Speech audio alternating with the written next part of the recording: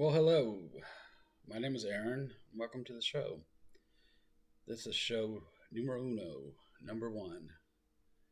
So, bear with me. I don't have a title for the show yet, but I can tell you a little bit about it.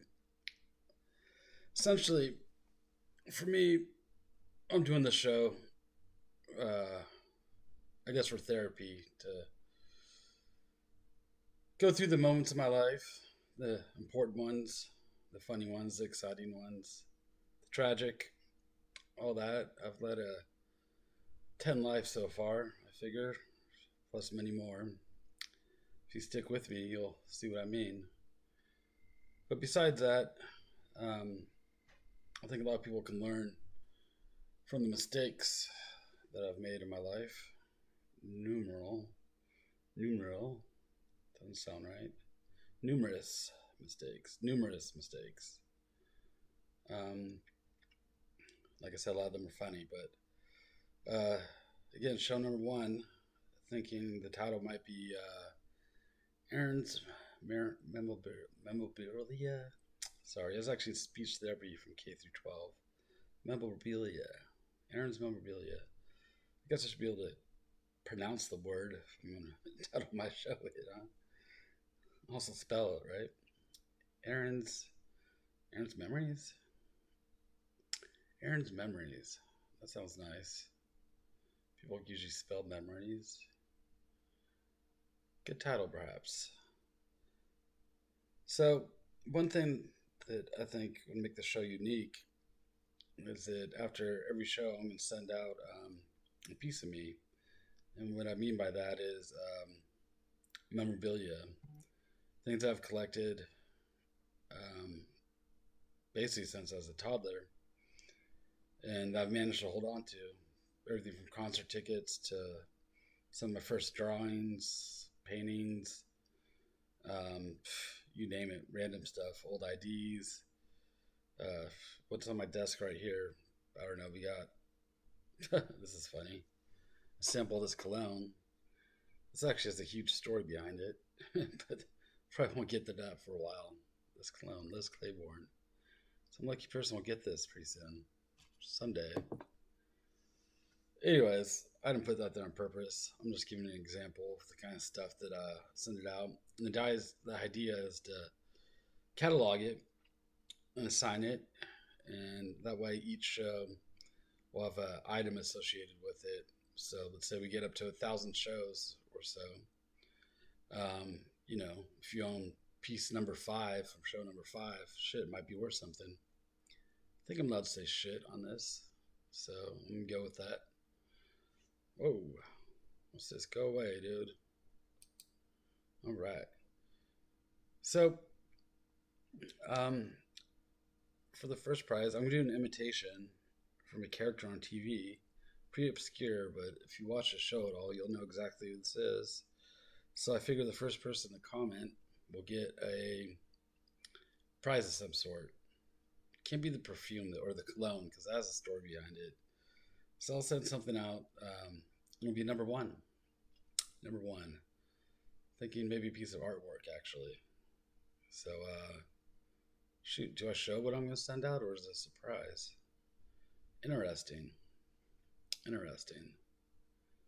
Maybe I should just send the cologne and a friend sticker.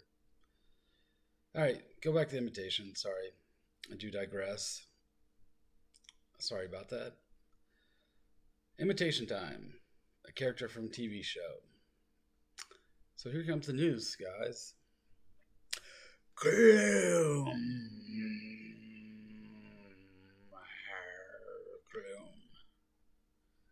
I think it's a pretty decent impression of the character. I'll give you a hint. Someone in the show has one eye, and that's a pretty big hint.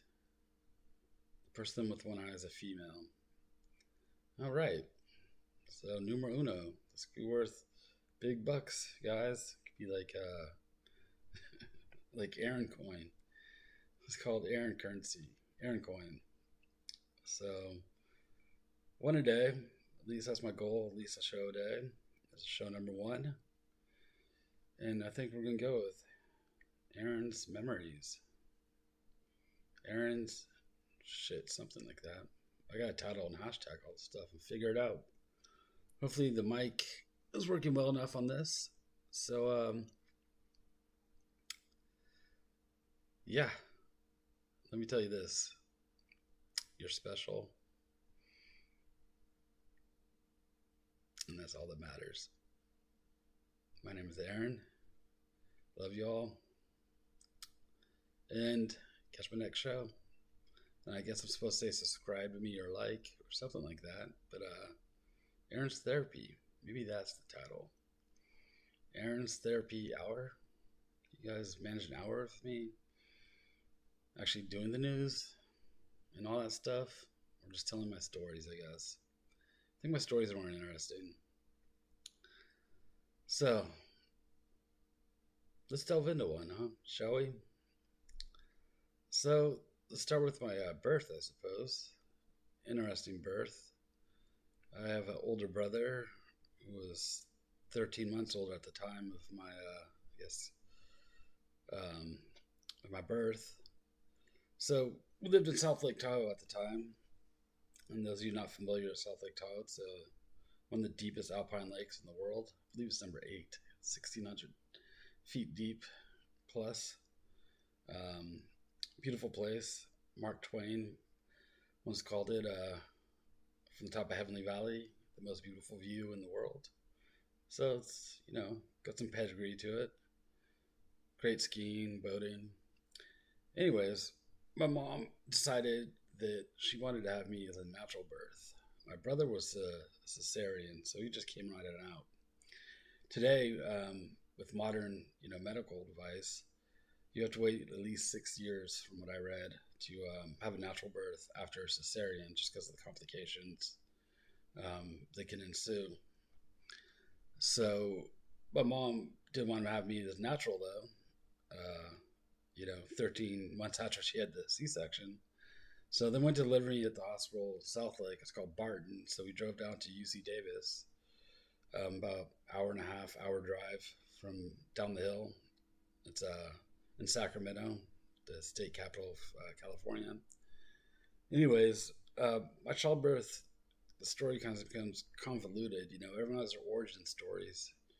And I think it's important to know, exactly, what was going on when you were born and all that, fun stuff. But my birth wound up being 72 hours long, which, if you don't know, that's incredibly long. 3 days. And my mom had to get several epidurals, so on and so forth, the pushing and all that. And, days on end, I can't imagine. But the thing is, during the whole pregnancy, or excuse me, the childbirth, the labor, my dad for some reason left and drove back to Tahoe, and so I never get a straight answer about that. Why he left my mom, at the hospital, you know, coming out. So he drove back, and then eventually came back down to the hospital where I was finally born. Turns out this is all just like folklore, like an oral tradition, I guess. But my mom claims that she had inside information later from a family member. The doctor that delivered me was, doing a little, if you know what I mean, doing a little snow skiing, if you know what I'm talking about, while he was delivering me. But I don't think that had an impact on my birth. The thing is, when I came out, I wasn't crying. I was jaundiced, and I had a giant hematoma all around my head. Maybe that's why I'm balding, huh? Oh, that's good. That's why I could blame my balding on his childbirth, huh? Anyways, I had a giant hematoma on my head. Wasn't crying. And I guess I came out so fast, finally, after, 70 some odd hours, that, I kind of squirted out, attached to the umbilical cord, of course, but the doctor caught me by the eye. So, it's busted ass eye, swollen ass head, and all that. And, the story goes that someone said, "Oh, that's such an, ugly baby or something. I don't know how it came up, but anyways, the punchline is that my mom said, "Oh yeah, it's like this baby, but it's my baby." Ooh, how heartwarming. So that's like the first day of my life, I guess, or several days, outside of the womb, and I guess it's pretty exciting to start. Lots of hospital time. Start my life. So yeah, that's my birth. So I spent the first couple weeks, I guess, at a family member's house. I'm gonna try to not use people's names as much as possible. So if it's family, I'll say family member or something like that. Friend, I'll say a friend, or um, you know, don't want to start throwing people's names under the bus or stuff like that. But anyways, I did make it, so that's a good thing. I'm here. So after that, we moved back up to South Lake Tahoe, back to the snow, back to the lake, back to all that stuff. So I guess that's part one of my life, and then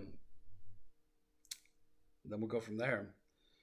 For some reason, I was blessed, or whatever you want to call it, um, with not an idyllic memory, but a pretty snazzy memory. That's all I've been able to do, what I've done in my life for the most part, that I've wanted to do, at least.